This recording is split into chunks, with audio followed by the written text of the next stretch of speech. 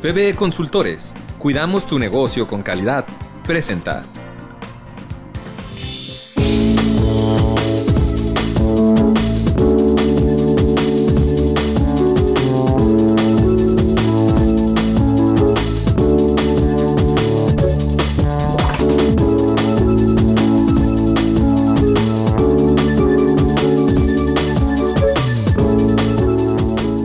Bienvenidos a su programa Consejero Empresarial. Ahora hablaremos de un tema importante, puesto que ha generado cierto revuelo y que lo que queremos es difundir una postura que hay que tener muy conservadora respecto a la retroactividad de la jurisprudencia. Para esto nos hicimos la tarea nuevamente de traer un experto y qué mejor que nuestro amigo, el doctor Óscar Fabián Barajas. Bienvenido, Óscar. Muchas gracias, Adrián. Muy contento de estar aquí otra vez en este programa y con mucho gusto para tratar el tema que ahora nos incumbe. Sí, me llamó mucho la atención cuando estuvimos platicando semanas atrás este tema.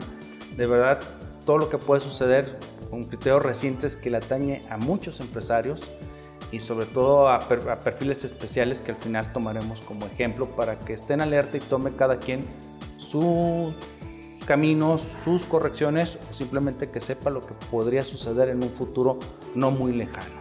Así es, efectivamente el tema de la jurisprudencia siempre será un tema controvertido, puesto que en algunas ocasiones nos podemos llevar la pregunta o tener la pregunta si al amparo de una jurisprudencia podríamos nosotros adquirir un derecho o si pudiéramos sustentar una planeación fiscal o si tendríamos asegurada una sentencia favorable por el solo hecho de la publicación de la jurisprudencia o si en su caso tendríamos que esperar a que un tribunal la aplicara en nuestro beneficio. O por ejemplo, si teníamos una jurisprudencia y esta se modifica, ¿cuál de las jurisprudencias deben aplicarse? Y bueno, el punto más que teórico doctrinal es sobre todo la importancia que tiene en lo que está sucediendo en la vida práctica con repercusiones fiscales, porque vemos cómo la Suprema Corte de Justicia de la Nación ha ido definiendo y resolviendo a través de sus jurisprudencias varios temas que tienen repercusión empresarial. Y obviamente es muy importante la duda que surge del empresario y de las personas, ¿a qué me atengo? ¿A la ley? ¿A la jurisprudencia? Y si hay una jurisprudencia puedo tener ya plena certeza de que esto no va a cambiar. Entonces de ahí brota esta sugerencia de este diálogo que hemos tenido. Sí, porque es una figura quizás, pues es el híbrido que ingresa en nuestro sistema desde aquellos años de Ignacio Luis Vallarta, cuando se contempla dentro del Código de Procedimientos Civiles, que quiero recordar, todavía hasta 1951 fue cuando se le da formal inserción en nuestra Constitución a esta figura, que hoy lo tenemos en el artículo 94 regulado de una manera general para de ahí partir a la ley de amparo. Antes estaba pues, más en la ley, que al fin y al cabo pues, era materia jurisdiccional. Y siempre la confusión de decir, bueno, ¿qué prevalece, la ley o la jurisprudencia? De repente, pues bueno, sabemos que la ley es lo que nos ordena y nos dicta y simplemente, por llamarlo, por decirlo de alguna manera, viene a interpretar la jurisprudencia. Pero ya a veces el peso y la trascendencia de un criterio en sí mismo se vuelve un mandato que hay que atender. Sí, fíjate que justo en ese contexto surge esta problemática porque el problema de la no retroactividad como un derecho y como un límite a la acción legislativa, específicamente está regulado por el artículo 14 constitucional, pero referido precisamente a las leyes. En una postura tradicional y desde hace muchos años, la propia no retroactividad está aplicada a las leyes, de tal manera que un gobernado tiene seguridad de que si una ley se regula, él se sujetará por esas reglas y si esa ley posteriormente cambia o surge una disposición que no existía en un tiempo determinado, eso no le será aplicable en su perjuicio. Entonces, el tema estaba como que enfocado o está precisamente enfocado a esta situación legal. Pero el punto interesante y que es el planteamiento de esta charla, de esta plática, es verificar si este límite constitucional también le es aplicable a la jurisprudencia.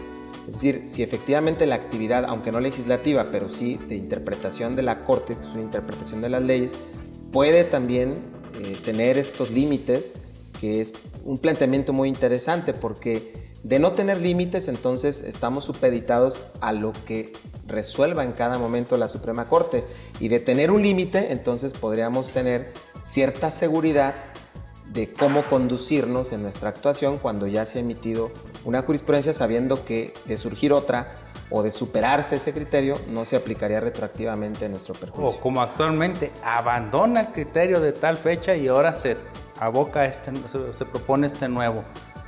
Bueno, y a partir de este cambio de criterio, ¿qué pasa con el pasado? ¿Qué pasa con mi seguridad jurídica de lo que llegué a hacer, considerando un criterio que en su momento era firme, certero e inamovible en apariencia? Sí, y fíjate que ese tema es muy interesante porque efectivamente cuando en apariencia podríamos pensar que la jurisprudencia nos da certeza, pero si esa jurisprudencia es tan cambiante y además va modificándose criterios sobre algo que ya se resolvió, sobre algo que ya fue interpretado, entonces el particular queda en confusión. Bueno, entonces ¿a qué atiendo? Si la Corte va a estar cambiando sus criterios, entonces ¿a dónde me aferro? Porque no tendría yo una seguridad de cómo actuar, y menos aún sabiendo que ese mismo criterio que ya fue resuelto en un sentido puede ser superado, puede ser vuelto a reflexionar como lo dice la Corte, y eso pues nos deja en un total estado de inseguridad. Bien, Oscar, vamos a hacer un pequeño corte simplemente para dar el espacio a nuestros anunciantes y comenzamos con el tema que nos atañe en esta ocasión. Usted no se retire, que continuamos. En todo lugar, en todo momento, Eximex te acompaña. Nuestra nueva app Job Search permite a los usuarios de dispositivos móviles disfrutar todas las prestaciones y servicios de nuestra empresa. Aplica los exámenes, revisa las vacantes y sube tu currículum. Eximex Job Search. Si buscas trabajo, tu mejor herramienta. Grupo SINEC, innovación en el desarrollo humano. En un mundo globalizado en el que se busca solidez para alcanzar sus objetivos, es necesario contar con grandes equipos de trabajo para obtener soluciones. En Grupo SINEC encontrará al aliado que le ayudará a dedicarse a realizar sus competencias clave, aumentando sus utilidades y eficiencia. Le proporcionamos el respaldo en su capital humano especializado y optimización de los procesos de negocio reduciendo sus costos. SINEC, innovación en el desarrollo humano. Bien, después de este pequeño corte, Oscar, quisiera ya ir directo al punto. Vamos nomás a irnos a un antecedente, sobre todo cómo estaba antes de este nuevo criterio. Sí, así es, Adrián. Fíjate que la jurisprudencia, en términos generales, no era contemplada y no ha sido contemplada como una ley, obviamente, sino tenía una función de interpretación de las leyes y en ocasiones una función también de integración. Ante la laguna legal, la jurisprudencia desentrañaba los sentidos de la norma. Y por esta razón, al no ser considerada como una ley, no le era aplicable el principio de retroactividad, de tal manera que la jurisprudencia por mucho tiempo y en base a diversos criterios que la Suprema Corte fue definiendo, establecía que de hecho la función de una interpretación constitucional a través de la jurisprudencia se entendía que era realizada para los casos concretos. Entonces, pues no podría entenderse como una aplicación que violara el principio de retroactividad. Entonces, por muchos años esta postura fue reiterada en diversos criterios y específicamente señalaba de que en todos los casos que fueran a resolverse al momento de ponerse a consideración de un juez, pues el juez estaba obligado a aplicar la jurisprudencia que en el momento de emitir la sentencia estuviera vigente. Entonces, no importaba si tú habías acudido a un juicio con base en otro criterio, si tú habías iniciado tu demanda con base en un criterio anterior, sino si existía jurisprudencia al momento de emitir la sentencia, esa es la que resultaba aplicable. Entonces, una primera característica que tenía esta postura anterior, pues estaba muy bien delimitada. Y además, otro punto importante, pues la jurisprudencia en ninguno de los casos, también hablando de esta postura anterior, resultaba autoaplicable. ¿Qué significa esto? Pues que el particular o el gobernado, a pesar de existir un criterio, no podía adquirir un derecho autoaplicándolo, sino que forzosamente, para que la jurisprudencia le resultara un beneficio, un juez tenía que aplicársela en su favor, pues a través de una contienda, de un litigio, de un recurso administrativo, hablando de temas fiscales.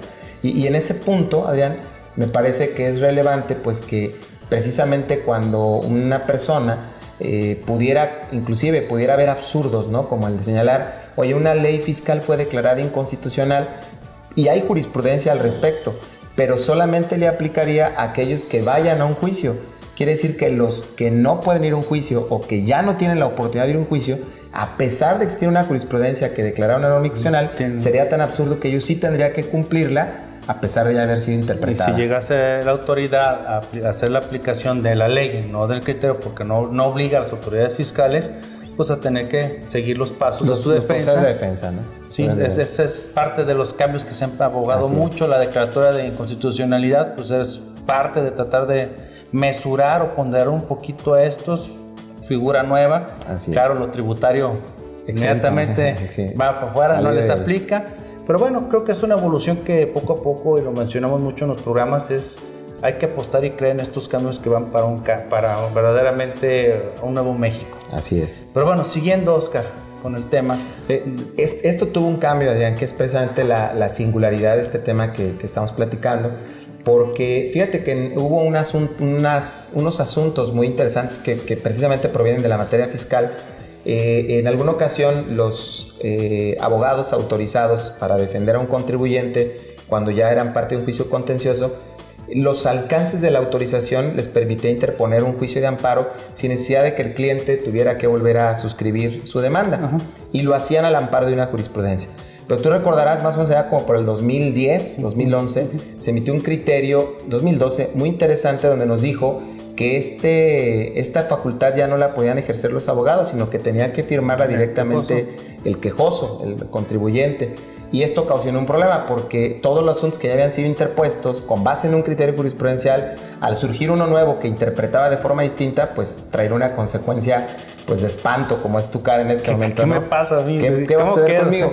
Y precisamente el cambio radica en ese punto, ¿no? Obviamente la Corte dice, no, en estos casos, si tú ya actuaste al amparo de una jurisprudencia anterior y esta fue modificada, no te preocupes, tú podrás seguir continuando con los derechos que has adquirido al haber comparecido directamente a un procedimiento con base en un criterio anterior. Y este es precisamente lo que marca el cambio en esta, por así decirlo, aplicación ahora sí del principio de retroactividad a la jurisprudencia.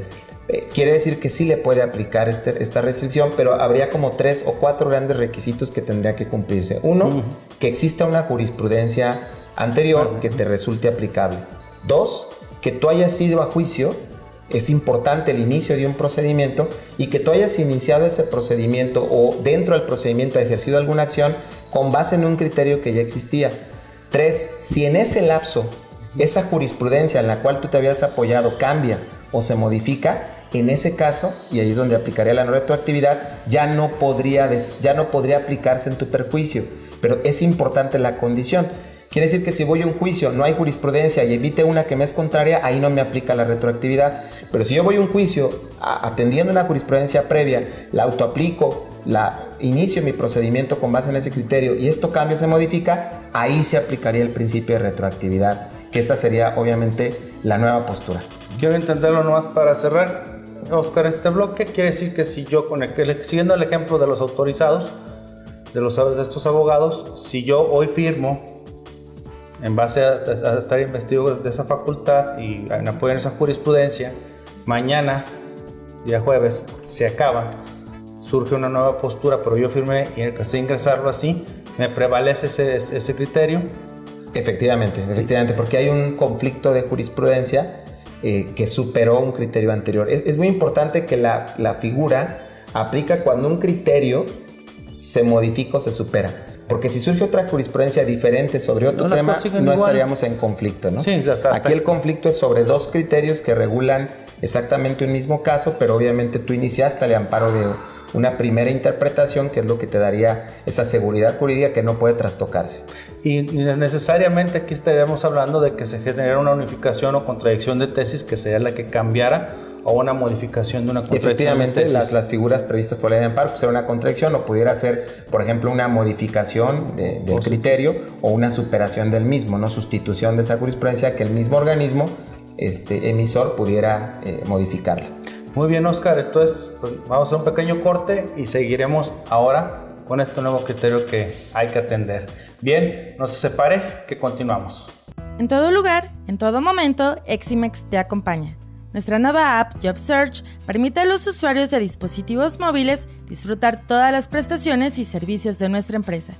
Aplica los exámenes, revisa las vacantes y sube tu currículum.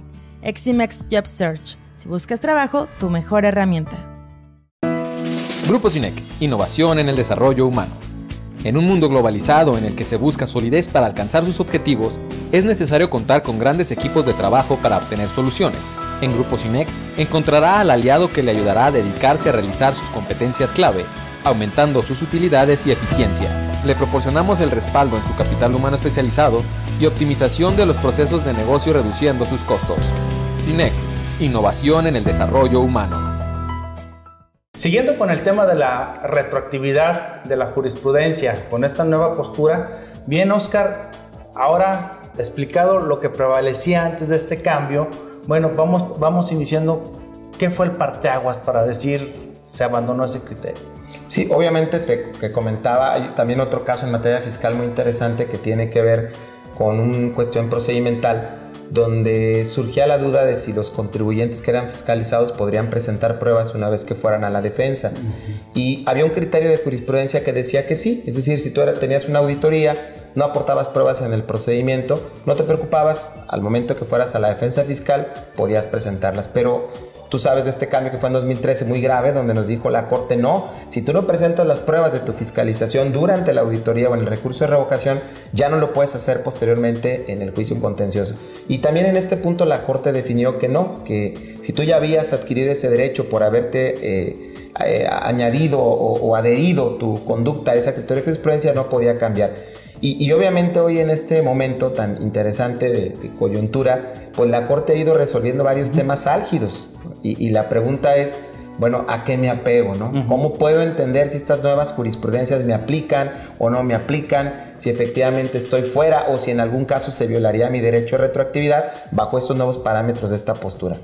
Sí, fíjate que ahora lo más interesante, recuerdo en clase siempre estar insistiendo, después de la ley, la jurisprudencia, así como hay una publicación y tenemos cursos y cursos y cursos porque hubo una reforma legal, pues ahora todos los viernes, bendito Dios, después de las 9 de la mañana ya encontramos ahora sí nuestro semanario para leer y estar al tanto, porque con este dinamismo, pues yo me puedo ir con el desconocimiento el día lunes, a presentar una promoción confiado en una jurisprudencia que quizás ese viernes se está publicando en contra. Entonces, sí, efectivamente. Y creo que uno de los temas centrales, por ejemplo, por ponerte un ejemplo, ¿qué sucedería ahora que tenemos un criterio precisamente de jurisprudencia justo en este circuito, donde ha definido que algún tipo de servicios que se realizan a través de subcontratación de personal no llevan IVA por considerar que son servicios laborales de subordinación